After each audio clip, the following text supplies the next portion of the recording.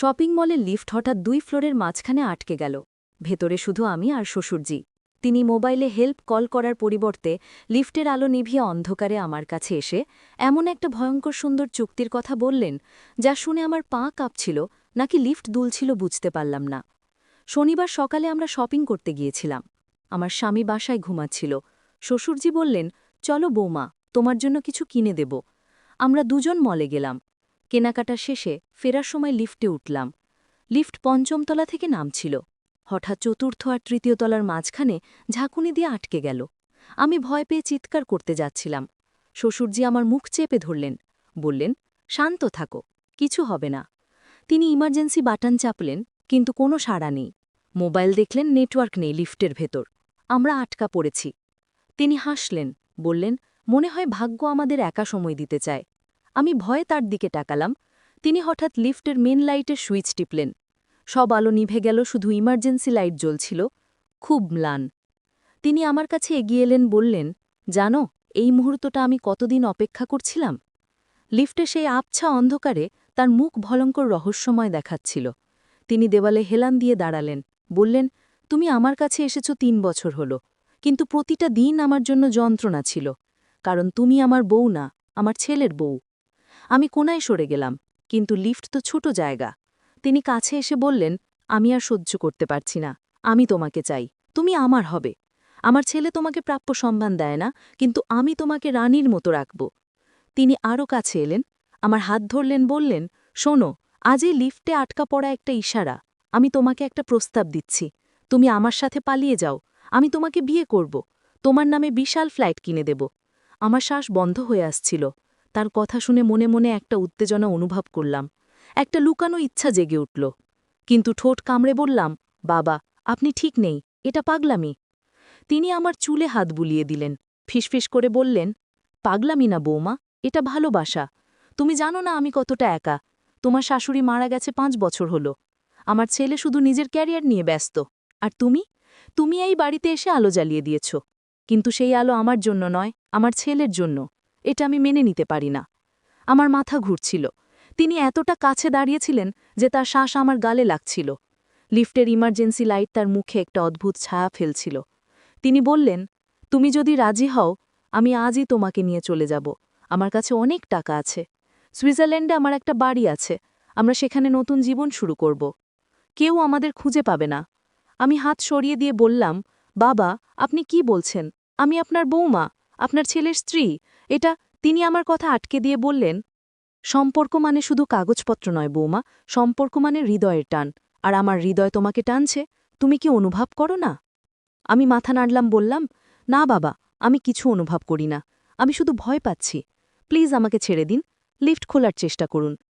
তিনি দীর্ঘশ্বাস ফেললেন, বললেন, ঠিক আছে, তুমি যদি এখনই রাজি না হও, আমি অপেক্ষা করব। কিন্তু মনে রেখো, আমার প্রস্তাব সবসময় খোলা থাকবে। যেদিন তুমি রাজি হবে, সেদিন আমাকে জানিও। তারপর তিনি হঠাৎ লিফটের দরজায় জোরে লাথি মারলেন, একবার, দুবার, তিনবার। লিফট কেঁপে উঠল। আর ঠিক তখনই লিফট আবার নড়তে শুরু করল। মেন লাইট জ্বলে উঠল। লিফট ৩য় তলায় থেমে দরজা খুলে গেল। আমি দৌড়ে বেরিয়ে গেলাম। শ্বশুরজি ধীরে ধীরে বেরিয়ে এলেন। বাইরে মলের কয়েকজন কর্মচারী দাঁড়িয়েছিল।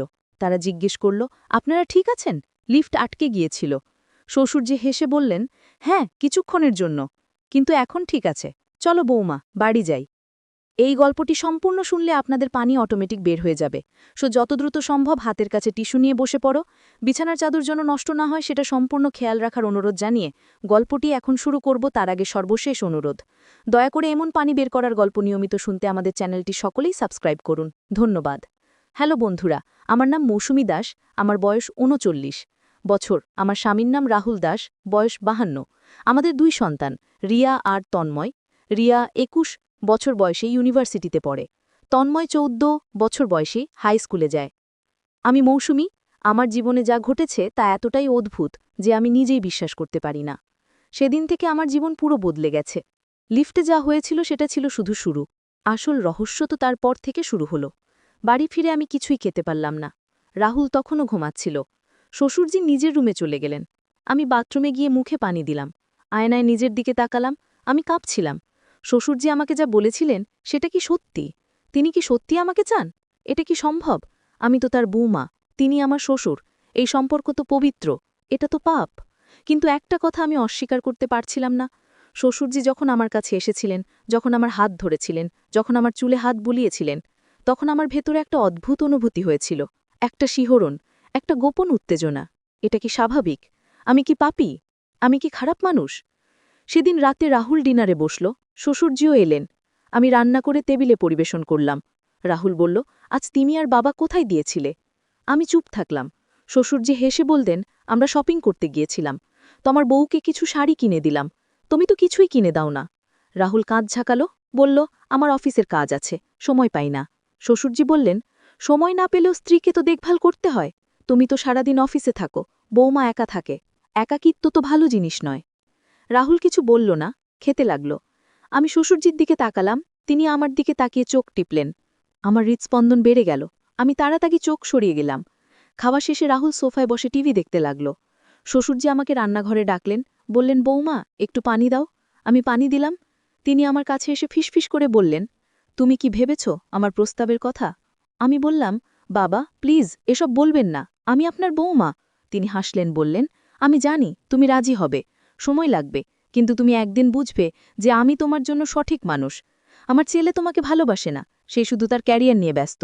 আর তুমি তুমি এই বাড়িতে এসে আলো জ্বালিয়ে দিয়েছ, কিন্তু সেই আলো আমার জন্য নয়, আমার ছেলের জন্য। এটা আমি মেনে নিতে পারি না। আমার মাথা ঘুরছিল। তিনি এতটা কাছে দাঁড়িয়েছিলেন যে তার শ্বাস আমার গালে লাগছিল। লিফটের ইমার্জেন্সি লাইট তার মুখে একটা অদ্ভুত ছায়া ফেলছিল। তিনি বললেন, তুমি যদি রাজি হও, আমি আজই তোমাকে নিয়ে চলে যাব। আমার কাছে অনেক টাকা আছে। সুইজারল্যান্ডে আমার একটা বাড়ি আছে, আমরা সেখানে নতুন জীবন শুরু করব। কেউ আমাদের খুঁজে পাবে না। আমি হাত সরিয়ে দিয়ে বললাম, বাবা আপনি কি বলছেন? আমি আপনার বৌমা, আপনার ছেলের স্ত্রী। এটা তিনি আমার কথা আটকে দিয়ে বললেন। তিনি হাসলেন, বললেন, কেন, ভালো লাগে না? আমি তো তোমার শ্বশুর। শ্বশুর বৌমার সম্পর্কে তো ভালোবাসা থাকা উচিত। আমি বললাম, হ্যাঁ, ভালোবাসা থাকা উচিত, কিন্তু সেটা শ্রদ্ধার ভালোবাসা। আপনি যা চাইছেন সেটা ভুল। তিনি দীর্ঘশ্বাস ফেললেন, বললেন, ঠিক আছে, আমি আর জোর করব না। কিন্তু একটা কথা মনে রেখো, যেদিন তুমি আমাকে চাইবে সেদিন আমি তোমার জন্য প্রস্তুত থাকব। সেই থেকে কয়েকদিন শান্তিতে কাটল। শ্বশুরজি আমাকে বিরক্ত করেননি, কিন্তু তার চোখের দৃষ্টি আমার দিকে ছিল। প্রতিটা মুহূর্তে আমি অনুভব করতাম তিনি আমাকে দেখছেন, আমাকে চাইছেন। এটা আমাকে অস্বস্তিতে ফেলছিল। কিন্তু একটা অদ্ভুত ব্যাপার হলো, আমিও মাঝে মাঝে তার দিকে তাকাতাম। কেন আমি জানি না, হয়তো তার কথাগুলো আমার মনে গেঁথে গিয়েছিল। রাহুল সত্যিই আমাকে সময় দেয় না। সে সব সময় অফিসের কাজে ব্যস্ত। আর আমি শুধু একটা গৃহিণী। রান্না করি, ঘর মুছি, সন্তানদের দেখভাল করি, এই তো আমার জীবন। এক সপ্তাহ পর শুক্রবার, সেদিন ছিল ঝড়ের দিন। সকাল থেকেই মেঘ ডাকছিল। দুপুরে ঝড় শুরু হলো, বিদ্যুৎ চলে গেল। রাহুল অফিসে ছিল, রিয়া আর তন্ময় তাদের বন্ধুদের বাড়িতে ছিল। বাড়িতে শুধু আমি আর শ্বশুরজি। আমি মোমবাতি জ্বালালাম। ঝড় তখন আরও জোরালো হয়ে উঠল। জানালার কাঁচ কাঁপছিল। বৃষ্টির শব্দ এতটা জোরে যে কিছু শোনা যাচ্ছিল না। আমি বসার ঘরে বসেছিলাম। হঠাৎ শ্বশুরজি এলেন। তিনি একটা চাদর গায়ে দিয়ে এলেন, বললেন, বৌমা ভয় পাচ্ছ? আমি বললাম, একটু, ঝড় তো খুব জোরে হচ্ছে। তিনি আমার পাশে বসলেন, বললেন, ভয় পেও না, আমি তো আছি। আমি তার দিকে তাকালাম। মোমবাতির আলোতে তার মুখ অদ্ভুত দেখাচ্ছিল। তিনি হঠাৎ আমার হাত ধরলেন, বললেন, মৌসুমী, আমি আর পারছি না। তুমি আমার সামনে থাকো, কিন্তু আমি তোমাকে ছুঁতে পারি না। এটা যন্ত্রণা। আমি বললাম, বাবা প্লিজ, আমি আপনার বৌমা, এটা ঠিক না। তিনি বললেন, আমি জানি এটা ঠিক না, কিন্তু ভালোবাসা তো নিয়ম মানে না। আমি তোমাকে ভালোবাসি, আর তুমিও আমাকে ভালোবাসো। তুমি শুধু স্বীকার করো না। আমি হাত চাড়িয়ে নিলাম, বললাম, না, আমি আপনাকে ভালোবাসি না। আমি আপনার বৌমা হিসেবে সম্মান করি, এটাই। তিনি হাসলেন, বললেন, তাহলে কেন তুমি মাঝে মাঝে আমার দিকে তাকাও? কেন তোমার চোখে একটা অদ্ভুত অনুভূতি দেখি? তুমি নিজেকে ধোঁকা দিচ্ছ মৌসুমী। তুমি জানো তুমি আমাকে চাও। আমার মুখ লাল হয়ে গেল। আমি কিছু বলতে পারলাম না, কারণ তিনি সত্যি বলছিলেন। আমি সত্যি মাঝে মাঝে তার দিকে তাকাই। আমি সত্যি একটা অদ্ভুত অনুভূতি করি। কিন্তু এটা তো ভুল, এটা পাপ। তিনি আবার আমার হাত ধরলেন। এবার আমি ছাড়ালাম না। তিনি আমার কাছে এলেন, ফিসফিস করে বললেন, মৌসুমী, আমরা দুজনই প্রাপ্তবয়স্ক মানুষ। আমরা জানি আমরা কি চাই। তুমি যদি একবার রাজি হও, আমি তোমাকে এমন সুখ দেব যা রাহুল কখনো দিতে পারবে না। আমার শ্বাস দ্রুত হচ্ছিল, আমার হৃদয় ধুকপুক করছিল। আমি তার দিকে তাকালাম। তার চোখে ছিল প্রবল ইচ্ছা, প্রবল আকাঙ্ক্ষা। আমি বললাম, বাবা, আমি আমি জানি না, আমি কনফিউজড। তিনি হাসলেন, বললেন, তুমি কনফিউজ না মৌসুমী, তুমি শুধু ভয় পাচ্ছ। সমাজ কি বলবে, মানুষ কি ভাববে, এসব নিয়ে ভয় পাচ্ছ। কিন্তু ভালোবাসা তো সমাজের নিয়ম মানে না। ভালোবাসা শুধু হৃদয়ের কথা শোনে। আমি বললাম, কিন্তু এটা তো ভালোবাসা না, এটা তো। তিনি আমার কথা আটকে দিয়ে বললেন, এটা ভালোবাসা, আর তুমি যদি এটা স্বীকার করো তাহলে আমরা দুজনেই সুখী হব। ঠিক সেই মুহূর্তে হঠাৎ একটা প্রচণ্ড বিদ্যুৎ চমকালো। সাথে সাথে একটা জোরে বজ্রপাত হলো, এত জোরে যে পুরো বাড়ি কেঁপে উঠল। আমি ভয় চিৎকার করে উঠলাম। শ্বশুরজি আমাকে জড়িয়ে ধরলেন, বললেন, ভয় পেও না, আমি আছি। কিন্তু ঠিক তখনই আরেকটা বিদ্যুৎ চমকালো, এবং সেই বিদ্যুতের আলোতে আমি জানালার বাইরে একটা ছায়া দেখলাম, একটা মানুষের ছায়া। কেউ একজন বাইরে দাঁড়িয়ে আছে, বৃষ্টিতে ভিজে আমাদের দিকে তাকিয়ে আছে। আমি চিৎকার করে উঠলাম, কে ওখানে? শ্বশুরজি আমাকে ছেড়ে দিয়ে জানালার দিকে গেলেন, কিন্তু ততক্ষণে সেই ছায়া অদৃশ্য হয়ে গেছে। তিনি বললেন, কিছু নেই বৌমা, হয়তো তোমার চোখের ভুল। আমি বললাম, না, আমি স্পষ্ট দেখেছি, কেউ একজন ছিল। তিনি জানালা খুলে বাইরে তাকালেন। বৃষ্টি তখন আরও জোরে হচ্ছিল। কেউ ছিল না। তিনি জানালা বন্ধ করে বললেন, তুমি ভয় পেয়ে গেছ, কেউ নেই। কিন্তু আমি জানতাম আমি ভুল দেখিনি, কেউ একজন সত্যিই ছিল। আর সেই মুহূর্ত থেকে আমার মনে একটা অদ্ভুত খটকা লাগল। শ্বশুরজি আমাকে যা বলছিলেন সেটা কি সত্যি, নাকি এর পিছনে কোনো গোপন উদ্দেশ্য আছে? আর সেই ছায়ামূর্তি কে ছিল? কেন সে আমাদের দেখছিল? সেই রাতে আমি ঘুমাতে পারলাম না। বারবার সেই ছায়ামূর্তির কথা মনে পড়ছিল। পরের দিন সকালে রাহুল বাড়ি ফিরল। আমি তাকে বললাম, গতকাল ঝড়ের সময় একটা অদ্ভুত ঘটনা ঘটেছে। রাহুল বলল, কি ঘটেছে? আমি বললাম, জানালার বাইরে একজন মানুষ ছিল, সে আমাদের দেখছিল। রাহুল হেসে বলল, তুমি ভয় পেয়ে ভুল দেখেছ, ঝড়ের সময় কে বাইরে দাঁড়িয়ে থাকবে? কিন্তু আমার মন থেকে সেই ভাবনা যাচ্ছিল না। আমি ঠিক করলাম আমি নিজে তদন্ত করব। পরের দিন সকালে আমি বাড়ির বাইরে গেলাম, জানালার নিচে মাটিতে তাকালাম, আর দেখলাম সেখানে পায়ের ছাপ আছে। বৃষ্টির পরেও মাটিতে স্পষ্ট পায়ের ছাপ। আমি ঠিক দেখেছিলাম, কেউ একজন সত্যিই ছিল। আমি পায়ের ছাপ অনুসরণ করতে লাগলাম। সেই ছাপগুলো আমাদের বাড়ির চারপাশ ঘুরে পেছনের বাগানে গেছে, আর বাগানে একটা পুরনো শেডের কাছে গিয়ে শেষ হয়েছে। আমি সেই শেডের দিকে গেলাম। শেডের দরজা খোলা ছিল। আমি ভিতরে ঢুকলাম, আর সেখানে আমি একটা জিনিস দেখলাম যেটা আমার মাথা ঘুরিয়ে দিল। একটা ছোট টেবিলের ওপর অনেকগুলো ছবি ছিল, আর সেই সব ছবিতে আমার ছবি, বিভিন্ন সময় তোলা, বাজারে যাওয়ার সময়, বাড়িতে কাজ করার সময়, এমনকি আমি যখন ঘুমাচ্ছি তখনও। আমার রক্ত হিম হয়ে গেল। কেউ আমাকে অনুসরণ করছে, আমার ছবি তুলছে, কিন্তু কে আর কেন? আমি ছবিগুলো ভালো করে দেখলাম। প্রতিটা ছবির পেছনে একটা তারিখ লেখা, আর সব ছবি গত ৩ মাসের। মানে কেউ একজন গত ৩ মাস ধরে আমাকে অনুসরণ করছে। আমি ভয় পেয়ে গেলাম। আমি দ্রুত শেডকে তো বেরিয়ে এলাম। বাড়িতে ঢুকে রাহুলকে বললাম, রাহুল, আমাদের বড় সমস্যা, কেউ আমাকে অনুসরণ করছে। রাহুল গম্ভীর হয়ে গেল, বলল, কি বলছো, কিভাবে জানলে? আমি তাকে সব বললাম, পায়ের ছাপ, শেড, ছবিগুলো। রাহুল তাড়াতাড়ি আমার সাথে বাগানে গেল, শেডে ঢুকল, কিন্তু সেখানে আর কিছু নেই। টেবিল খালি, ছবিগুলো গায়েব। রাহুল বলল, তুমি নিশ্চিত তুমি এখানে ছবি দেখেছ? আমি বললাম, হ্যাঁ, আমি স্পষ্ট দেখেছি, কিন্তু এখন কিছু নেই, কেউ নিয়ে গেছে। রাহুল চিন্তিত হয়ে গেল, বলল, আমাদের পুলিশে যেতে হবে। আমি বললাম, কিন্তু প্রমাণ তো নেই, পুলিশ বিশ্বাস করবে না। রাহুল বলল, তবু আমাদের জানাতে হবে, এটা গুরুতর ব্যাপার। সেদিন বিকেলে রাহুল পুলিশে গিয়ে একটা রিপোর্ট করল। পুলিশ বলল তারা তদন্ত করবে, কিন্তু আমার মনে হচ্ছিল না তারা গুরুত্ব দিচ্ছে। সেই রাতে আমি বিছানায় শুয়েছিলাম। হঠাৎ আমার মোবাইলে একটা মেসেজ এলো, একটা অজানা নম্বর থেকে। মেসেজে লেখা ছিল, মৌসুমী, তুমি সুন্দরী, আমি তোমাকে দেখছি সব সময়। আমার হাত কাঁপতে লাগলো। আমি রাহুলকে ডাকলাম, তাকে মেসেজ দেখালাম। রাহুল রেগে গেল, বলল, এই নম্বরে কল করো, কে এই লোক আমাকে বলতে হবে। আমি কল করলাম, কিন্তু নাম্বারটা বন্ধ। রাহুল বলল, কাল সকালে আমরা আবার পুলিশে যাব, এই মেসেজ তাদের দেখাবো। কিন্তু পরের দিন সকালে আরও অদ্ভুত কিছু ঘটল। আমি যখন রান্নাঘরে গেলাম তখন দেখলাম রান্নাঘরের টেবিলে একটা খাম রাখা আছে, আমার নাম লেখা। আমি খামটা খুললাম, ভেতরে একটা চিঠি ছিল। চিঠিতে লেখা, প্রিয় মৌসুমী, আমি তোমাকে অনেক দিন ধরে দেখছি, তুমি আমার স্বপ্ন, আমি তোমাকে চাই, কিন্তু তোমার স্বামী আর শ্বশুর আমার পথে বাধা, তাদের সরিয়ে দিতে হবে, আর তখন তুমি আমার হবে।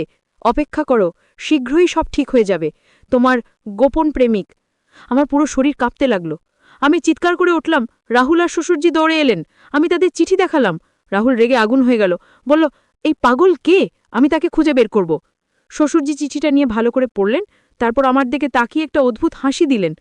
বললেন, মনে হয় কেউ বৌমাকে খুব ভালোবাসে। রাহুল রেগে বলল, বাবা, এটা কোনো হাসির ব্যাপার না, এই লোক আমাদের জীবন নিয়ে হুমকি দিচ্ছে। শ্বশুরজি বললেন, আমি জানি, কিন্তু এই লোকটা কে সেটা আমাদের খুঁজে বের করতে হবে। রাহুল বলল, আমি এক্ষুনি পুলিশে যাচ্ছি। সে পুলিশে গেল। পুলিশ এবার গুরুত্ব দিল। তারা আমাদের বাড়ি এসে তদন্ত করল, চারপাশে খোঁজ নিল, কিন্তু কোনো সন্দেহজনক কাউকে খুঁজে পেল না।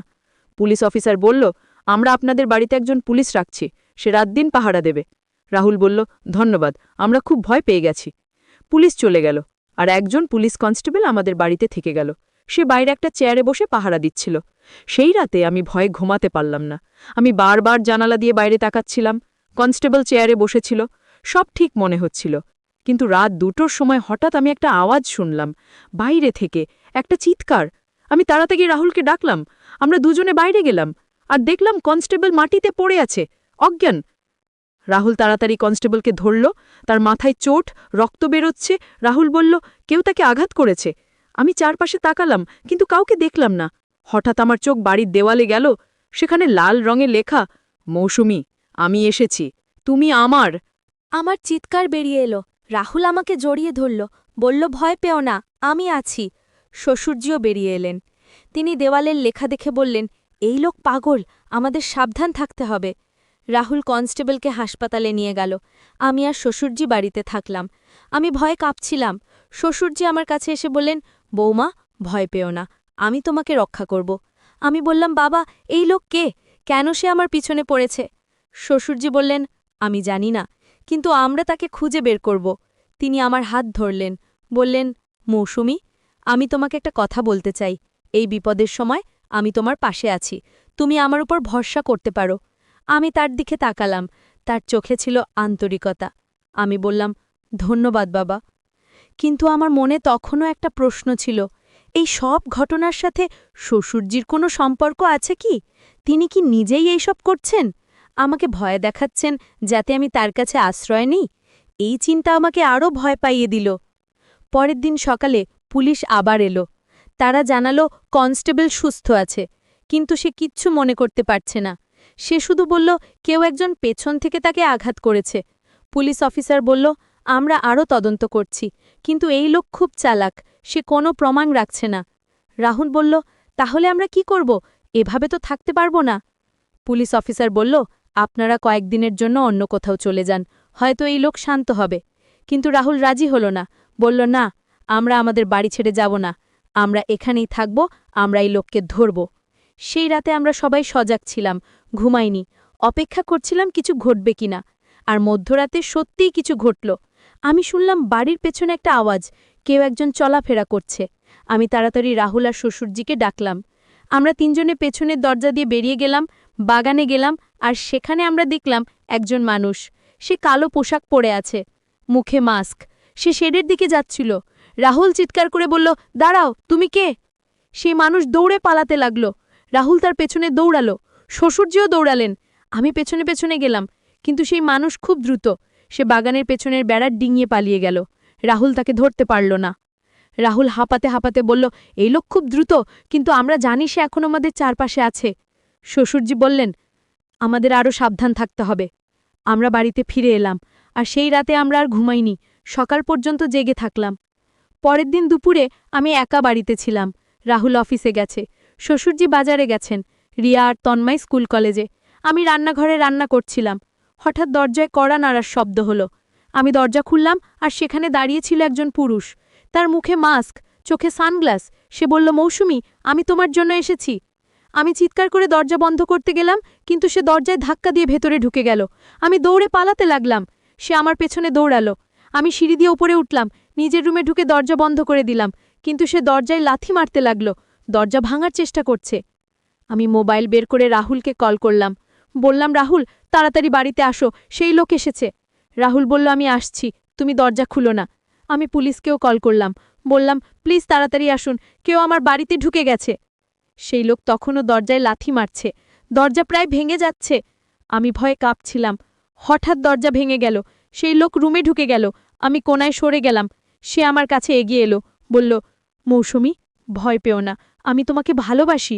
আমি চিৎকার করে বললাম, তুমি কে? কেন তুমি আমার পিছনে পড়েছ? সে ধীরে ধীরে তার মাস্ক আর সানগ্লাস খুলল, আর যখন আমি তার মুখ দেখলাম, আমার চোখ ছানা বড়া হয়ে গেল। এ তো রাহুলের ছোট ভাই রবি, যে বিদেশে থাকে, যাকে আমি 5 বছর ধরে দেখিনি। আমি অবাক হয়ে বললাম, রবি, তুমি? কিন্তু কেন? রবি হাসল, বলল, হ্যাঁ, আমি। তুমি অবাক হয়েছ? আমি তোমাকে ভালোবাসি মৌসুমী। তুমি যখন আমার ভাইকে বিলি করেছিলে, তখন আমার হৃদয় ভেঙে গিয়েছিল। আমি চেয়েছিলাম তুমি আমাকে বিয়ে করো, কিন্তু তুমি আমার ভাইকে বেছে নিলে। আমি বিদেশে চলে গেলাম, কিন্তু তোমাকে ভুলতে পারিনি, এবং এখন আমি ফিরে এসেছি তোমাকে নিতে। আমি বললাম, রবি, তুমি পাগল হয়ে গেছো। তুমি আমার ভাবি। তুমি এটা কি করছো? রবি বলল, আমি পাগল হয়ে গেছি তোমার ভালোবাসায়। আমি তোমাকে চাই, আর আমি তোমাকে পাবই। সে আমার দিকে এগিয়ে এলো। আমি পেছনে সরতে লাগলাম, কিন্তু আর কোথাও যাওয়ার জায়গা ছিল না। সে আমার হাত ধরল। ঠিক সেই মুহূর্তে হঠাৎ ঘরে এক